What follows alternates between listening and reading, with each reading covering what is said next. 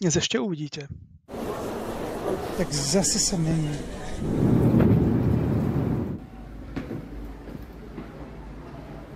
Zdravím vás, ja som Michal a dnes letím z Viedne do Zadaru z Austrian Airlines. Je to služobná cesta, firma mi hradí hotel aj letenky, dúfam, že je taxi a čaká ma tam totiž team building s mojím tímom. Našťastie som získal aj trochu voľného času, takže sa tam natočím a ukážem vám, ako vyzerá letisko, lietadlo, hotel, pláž, staré mesto. To celkom pekné staré mesto a možno aj pár mačiek, ktoré som stretol. Z Zadary som si vybral hotel Kolováre, štvorhviezdičkový hotel s bazénom a priamym prístupom k moru. Cena hotela počas sezóny sa začína tak od 200 eur. Dobre, takže cesta začína teda na Viedenskom letisku, Terminál 3. A aj keď mám už letenku, musím ešte odozdať kufor.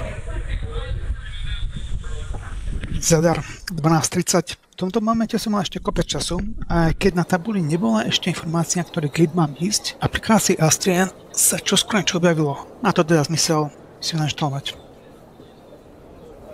Kufor som nakoniec musel odložiť viac menej vlastnoručne.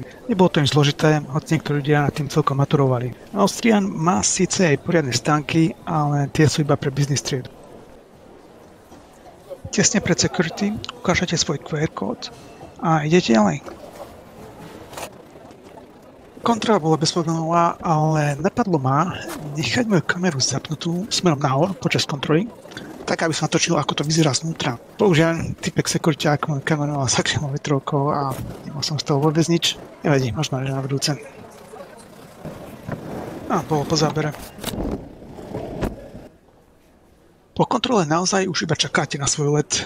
Musíte skrátka skladovať monitor s vašim letom, prípadne aplikáciu. V tomto momente som ale už mal celkom dosť času a keďže som ešte nedol, tak som si dal nejaké neskoré raňajky. V takýchto podnikoch inak často počuť aj slovenčinu od pracovníkov, čo asi nie je až tak prekvapivé vzhľadom na blízkosť Slovensku. No, máme tu raňajky šampiónov. V každom prípade letisko štandardne predražené. Po zdravých raňajkách ma aplikácia poslala niekam do podzemia. V tom momente som ešte netušil, že miesto odletu sa bude meniť až 3-krát. V každom prípade som bol očividne prvý na mieste a nejaký čas aj sám. Z toho som bol trochu nervózny, ale stále bol dosť času na prípadné presuny. Zašiel som prvý na mieste odletu, ale ja teda nešiel správne, ale nikto to nie je, takže boj. Dobre, zase som správne. Aj keď na 67, nie 69, ako bolo notifikácií. No, je to jedno. No a prišli už aj ďalší ľudia, takže som správne. Tí prví, čo došli, tiež neboli istí, že to správne, ale zdá sa, že sme dobre. Už máme tu aj automaty v tomto malom subtermináli, povedzme. Zvyčajne je to beznádejne pretražené, ale pozrime sa na to. Vlastne nevidím ani ceny. Vlastne musím naklikať, aby som zistil, čo koľko stojí. Tak skúsme Mars tyčinku 12. 2,40, no. A tak asi tak, ako som čakal. Nejaká káva, netuším. Jo. Zaplňa sa. Pomaly. Tak natáčam teraz GoPro, lebo nemôžem z mobilu, lebo chcem ukázať niečo z mobilu. Tak zase sa mení. Tentoraz sme na 8. Musel som to prejsť zase, ale snáď sa to už nebude meniť. 8, 6. No. Čo skoro už nastupujeme, teda dúfam. Ešte takých 15 minút možno do nastupu. Tak jo. Samotný let trval iba hodinu. Bola možnosť kúpiť si nejaké jednoduché studené jedlo, ale mám dojem, že väčšina ľudí to nevyužilo. Tiež dostanete v cene vodu a nejakú sladkosť. Tentoraz to boli, tuším, Mozartové gule. Chcel som to otvoriť na kameru, ale jednou rukou sa mi to nejak nepodarilo. No, je to cukor, nič extra, ale dá sa. Tak už som dorazil Zadary. Týmto lietadlom. Trval za hodinu. Bolo to v pohode. Je to celkom teplo. Som ešte o vetrovke, ale ideme si batožinom. Zadarské letisko je inak v celkom rozbitom stave. Tieto miestnosti sú v podstate z plechu, prípadne sú také plastové stany. O rok to bude snáď najskorej už oveľa lepšie. Zdravím, tak už som pred hotelom. Treba som si postaviť taxík. Zadarského letiska. Bol to Bolt. Tuším za 16 niečo eur. Sa takých 20 minút z letiska na hotel. Teraz ja asi už sú dve preč. Dúfam, že už sa viem ubytovať, ale ak nie, takže už. Check-in bol nakoniec úplne v pohode. Dostal som kartičku od izby a ešte jednoduchú brožúrku, že som Wi-Fi a nejakými ďalšími informáciami. Dostal som nakoniec izbu 214 s výhľadom na more. Takže už som konečne na hoteli. Izba, hotel Kolovare. A dokonca mám dve postele. Nečakané. Som asi na nič a radšej by som boli spolu. Aj keď vlastne je to asi naozaj jedno. A dokonca mám vaňu. To má každý hotel. A ak dobre počítam, tak možno za 5 uterákov. No, mám tu možno, že aj šampón, áno. Takže som ani nemusel nosiť. To je vlastne čo? Dodnes som neprišiel na to, čo to je, ale ak to viete, tak mi dajte vedieť v komentári. Ja neviem, čo to je. Asi neviem, či vyhľadá aj tá poloha, že človek hneď vedľa mora. Neviem, či je to tu vidno.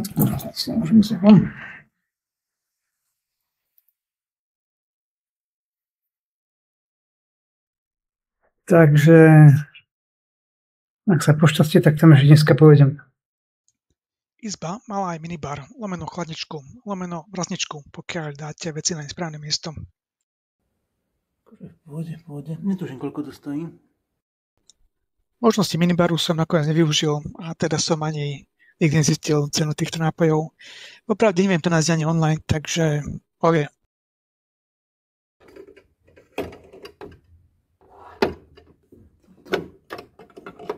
To je jasné. Som myslel, že ceny budú tu. Ale nie, toto je čisto prázdne, takže asi to zdarma nebude. Zadarskú pláž si pamätám ako kamenistu a veru taká aj zostala. Na pláži nájdete reštiky, bary a ak máte šťastie, tak aj miesto, kam sa môžete zložiť. V tomto momente ešte premýšľam, či je moja GoPro naozaj veľotesná, takže to poďme vyskúšať.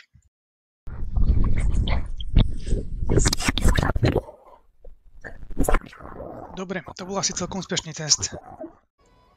OK, takže pláž nič moc, ale staré mesto máte z hotela do 15 minút, takže poďme sa na to pozrieť.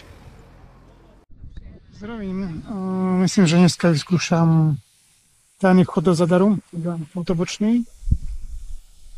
Človek si musí mať pozdrav, nespal do mora.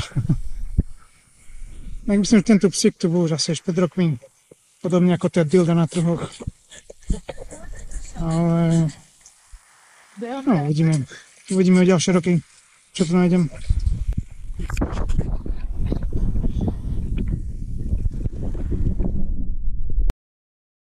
V starom meste som našiel jednu lepšiu thajskú reštiku s názvom Bangkok. Vzdialená asi 5 minút od vchodu do starého mesta. Dal som si žlté kari a hoci im to prišlo ako dobré jedlo, bolo aj trochu presolné. Zdravím. Teraz som v centre historického Zadaru a tak ako minulý rok, alebo možno aj predminulý rok, je to rovnaký stánok s penismi. Zatiaľ nevyšli z biznisu. A je tu jednak veľa stánkov. Rôzne, ale blbosti a suveníry a tak ďalej.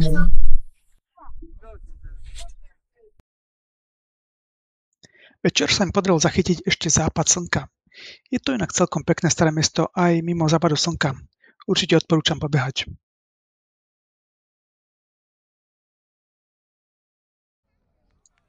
Neskôr som objavil ešte takúto plošinu. Volá sa to Pozdrav slnka a v noci sa takto rozsvieti. Myslím, že minimálne pre deti je to celkom zaujímavé.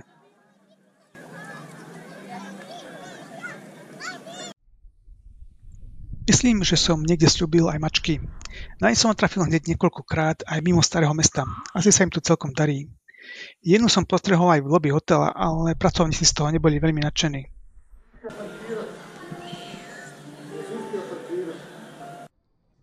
Zmrzlina, Bob Rocks, odporúčam. Myslím, že som si dal horkú čokoládu, ale určite viem, že mi chutila.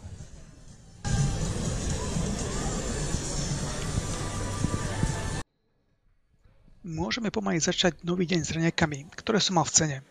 Myslím, že skoro každý deň som mal miešané vajíčka. Tie mi štandardne chutili najviac. Okrem vajíčok ponúka hotel celkom štandardný výber, ale tiež asi nič navyše. A takto teda vyzerali konkrétne moje raňajky. Boli celkom v pohode.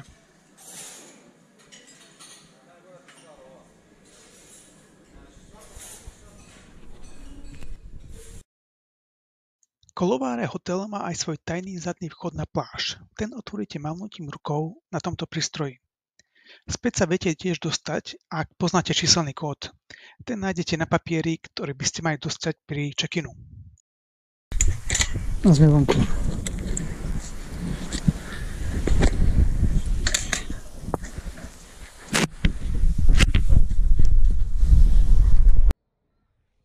Neskôr som sa vrátil ešte do starého mesta. Cestou som našiel tento darčekový shop. Prišiel mi asi najlepší z tých, čo som objavil. Mali tam celkom zaujímavé veci, napríklad takéto hono na diaľkové ovládanie. Tak, to by asi stačilo na teraz. Ak sa vám video pozdávalo, môžete dať like. A ak získam aspoň jeden like, tak do 10 rokov natočím určite ďalšie video. Ďakujem.